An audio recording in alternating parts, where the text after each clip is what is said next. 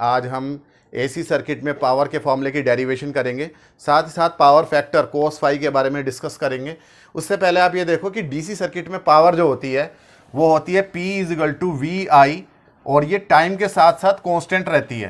Constant क्यों रहती है? बिकॉज डीसी सर्किट में जैसे कि एक बैटरी होती है, बैटरी की वोल्टेज कांस्टेंट होती है, तो किसी रजिस्टेंस में से पास होने वाला करंट भी क्या होता है? कांस्टेंट होता है। तो V और I का प्रोडक्ट भी क्या हो जाता है? कांस्टेंट। तो पावर जो है वो टाइम के रेस्पेक्ट में कांस्टेंट रहती है, यानी कि जितनी पावर अभी है कुछ टाइम बाद में भी सर्किट के अंदर उतनी ही पावर रहेगी। अगर बहुत ज़्यादा लंबा टाइम हो जाएगा तब हो सकता है कि बैटरी थोड़ी डिस्चार्ज हो जाए और तब जो है पावर की वैल्यू थोड़ी कम हो जाए सर्किट के अंदर।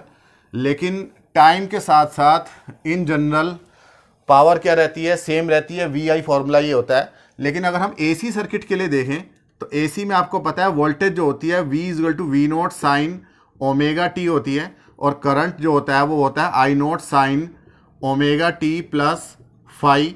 यानी कि यहाँ पर जो LCR अगर हम सर्किट बना रहे हैं, ये रजिस्टेंस हो गया और ये इंडक्टर हो गया और ये कैपेसिटर हो गया, तो इस सर्किट के अंदर चाहे LCR ले लें, चाहे LC ले लें या LR ले लें, तो इन सर्किट्स के अंदर यहाँ जरूर कुछ ना कुछ फेज डिफरेंस होता है फाई। साथ ही साथ वोल्टेज और करंट दोनों ही पीरियोडिकली चेंज होते रहते हैं, टाइम के साथ साथ चेंज होते रहते हैं। अगर हम एक ग्राफ पेपर पे दोनों को प्लॉट करें तो वोल्टेज का अगर ये ग्राफ आ रहा है, मान लीजिए जो है ये टाइम पीरियड है T, तो करंट का जो ग्राफ होता है इससे थोड़ा सा शिफ्टेड आता है। तो आप ये देखिए जिन पॉइंट्स पर वोल्टेज जीरो है, यहां पर वोल्टेज जीरो है तो यहां पर पावर भी कितनी होगी? जीरो। यहां पर वोल्टेज जीरो है तो यहां पर भी पावर कितनी होगी? जीरो। तो यहां पर पावर जीरो है लेकिन किसी अदर पॉइंट पर कुछ ना कुछ पावर जरूर होगी। तो पावर जो है वो टाइम के ऊपर डिपेंड कर रही है, because voltage and currents are depending on time. तो यहां पर जो है हमें एक एवरेज पावर निकालनी पड़ेगी फॉर कंप्लीट साइकिल। जीरो से लेकर T तक का जो टाइम होता है उसे हम बोलते हैं 1 कंप्लीट साइकिल ऑफ वोल्टेज। तो इस कंप्लीट साइकिल के लिए, T टाइम पीरियड के लिए हमें जो है एवरेज पावर निकालनी पड़ेगी, क्योंकि पावर जो है वो टाइम बाय टाइम चेंज होती चली जा रही है। तो पूरी साइकिल के लिए जो एवरेज निकालना है तो हमें इंटीग्रेशन करना पड़ेगा इंस्टेंटेनियस पावर का, P का, इस वाले P का हमें इंटीग्रेशन करना पड़ेगा विद रिस्पेक्ट टू टाइम।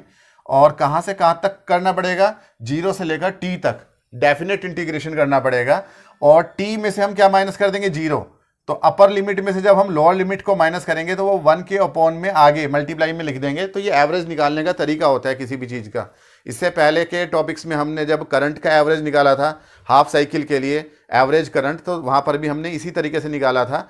इसी तरीके से जब हमने root mean square value of current निकाली थी वहाँ पर भी हमने इसी मेथड से निकाली थी कि जिस चीज़ का एवरेज लेना होता है उसका हम टाइम की रिस्पेक्ट में इंटीग्रेशन कर देते हैं, अपर लिमिट में से लोअर लिमिट को माइनस करके आगे हम 1 अपॉन में लिख देते हैं। तो ये एवरेज निकालने का तरीका है मैथमेटिक्स के जरिए। तो P average for complete cycle of voltage AC के लिए हम देख रहे हैं तो हमारे पास में आ जाएगा 1/T। P की वैल्यू हम रखेंगे VI और V की वैल्यू हम रखेंगे V0 साइन ओमेगा T और I की value I0 sine omega T plus phi. जहाँ V0 और I0 क्या होते हैं? Peak values. तो ये जो होते हैं वो कांस्टेंट होते हैं, ये बाहर आ जाते हैं। तो ये V0 बाहर आ गया और I0 बाहर आ गया इंटीग्रेशन के साइन में से। इंटीग्रेशन के अंदर बचेगा सिर्फ और सिर्फ साइन ओमेगा T ये वाला और ये sine omega T plus phi, साथ ही साथ dt।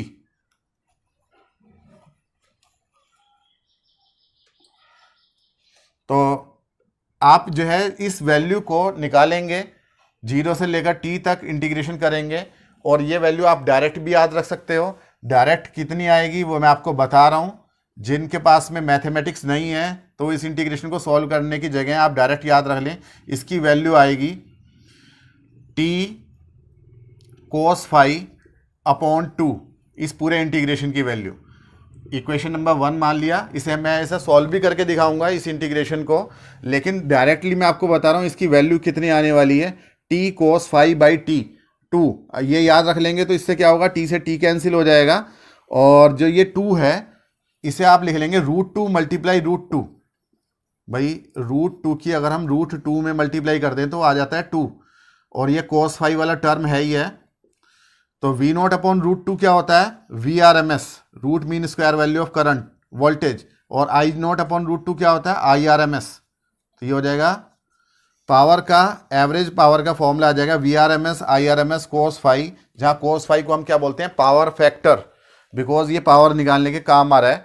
तो पावर जो है सिर्फ वोल्टेज और करंट के प्रोडक्ट के ही इक्वल नहीं है, बल्कि ये cos फाई पर भी डिपेंड करती है, फेज डिफरेंस पे भी डिपेंड करती है कि वोल्टेज आगे चल रही है करंट से और कितने फेज डिफरेंस से चल रही है, या करंट आगे चल रहा है वोल्टेज से और फेज डिफरेंस क्या है उसके ऊपर भी डिपेंड करती है।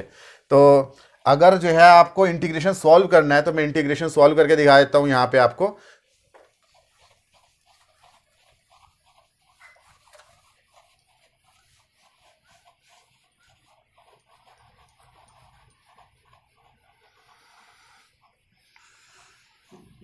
तो हमें इस इंटीग्रेशन को सॉल्व करना है, 0 से लेकर t तक sine omega T into sine omega T plus phi, ये वैल्यू हम सॉल्व करेंगे और यहाँ पुट कर देंगे। तो आप ये देखो साइन ए प्लस बी का फॉर्मूला बन रहा है यहाँ पर।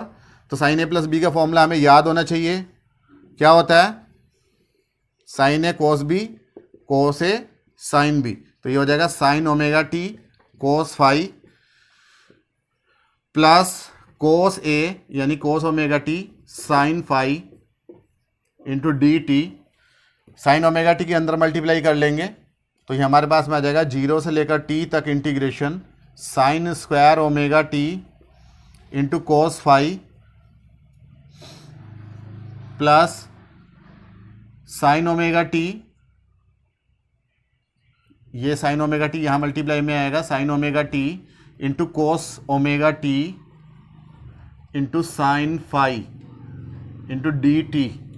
तो साइन स्क्वायर ओमेगा टी का इंटीग्रेशन करने के लिए हम इसे हम कोस टू ओमेगा टी के फॉर्मूले में बदलेंगे। हमें पता है कि cos two theta is equal to क्या होता है, 1 minus two sine square theta. तो यानी कि साइन स्क्वायर थीटा कितना हो जाएगा, 1 minus cos two theta upon 2, 1 minus cos two theta upon 2। ये वैल्यू हम यहाँ रख देंगे, यानी कि यहाँ हो जाएगा 1 minus cos two omega T upon 2, और यहाँ हम 2 से मल्टीप्लाई कर देते हैं और 2 से हम क्या कर देते हैं, डिवाइड। तो ये बन रहा है 2 साइन ए कोस ए, यानी कि साइन 2a का फॉर्मूला। तो दूसरा फॉर्मूला हम यूज़ करने जा रहे हैं, 2 sine A cos A is equal to होता है साइन 2a। तो ये दोनों फॉर्मूलाज आपको पता होने चाहिए, तो इसे आप नोट कर लें। मैं इसे रफ कर रहा हूँ, जगह की थोड़ी कमी है। तो हमारे पास में आ जाएगा इज इक्वल टू इंटीग्रेशन 0 से लेकर t तक 1 minus cos 2 omega T upon 2 into cos phi D T plus दूसरा वाला इंटीग्रेशन आ जाएगा 1/2 साइन फाई जो है आप बाहर निकाल सकते हो इंटीग्रेशन के साइन में से, बिकॉज साइन फाई जो है वो कांस्टेंट है। इंटीग्रेशन 0 से लेकर t तक, तो 2 साइन ए कोस है यानी कि साइन 2a। तो ये हो जाएगा sine 2 omega T D T. तो इसे हम सॉल्व करेंगे। कोस फाई जो है वो इसके अंदर भी कांस्टेंट है विद रिस्पेक्ट टू टाइम, ये बाहर निकल जाएगा। तो ये हो जाएगा कोस फाई, 1 का इंटीग्रेशन करेंगे तो 1 का इंटीग्रेशन क्या आएगा, with respect to time small t आएगा, और ये 2 भी बाहर आ गया। कोस 2 ओमेगा टी का करेंगे तो ये आ जाएगा sine 2 omega T upon 2 omega, जो कांस्टेंट होता है वो डिवाइड में आ जाता है, और हम इसकी लिमिट्स रखेंगे 0 से लेकर t तक, plus 1/2 sine phi, sine 2 omega T का करेंगे तो ये आ जाएगा हमारे पास में माइनस का कोस 2 ओमेगा टी। तो माइनस साइन हम बिल्कुल बाहर ले रहे हैं, तो माइनस का कोस 2 ओमेगा टी अपॉन 2 ओमेगा, इसकी हम लिमिट्स रखेंगे 0 से लेकर t तक। एक बात और ध्यान रखनी है कि ओमेगा जो होती है एंगुलर फ्रिक्वेंसी वो होती है 2 पाई अपॉन टी।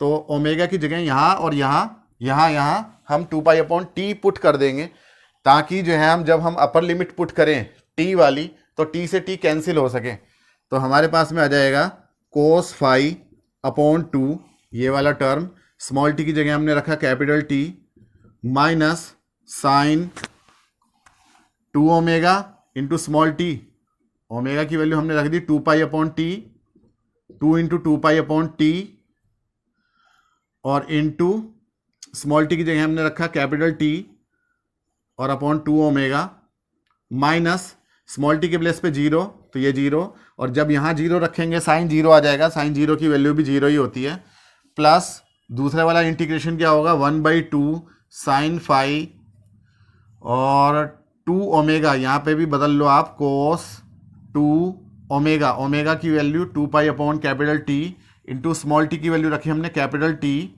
नीचे 2 ओमेगा है माइनस कोस स्मॉल टी के प्लेस पे जब 0 रखेंगे तो कोस 0 अपॉन 2 ओमेगा।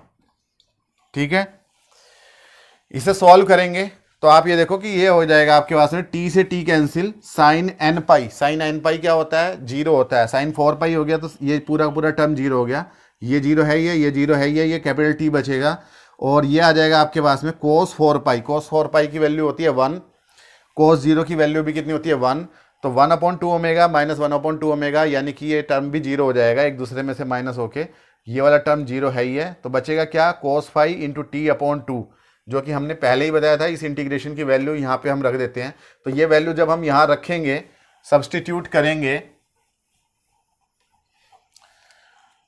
कितनी कोस 5 इंटू टी अपॉन 2 यहाँ पुट कर देंगे, तो पुटिंग इन 1 हमारे पास में क्या आ जाएगा, पावर का फॉर्मूला आ जाएगा VRMS IRMS इंटू कोस 5, यानी कि एवरेज पावर जो होती है कंप्लीट साइकिल के लिए वो पावर फैक्टर कोस 5 पे डिपेंड करती है।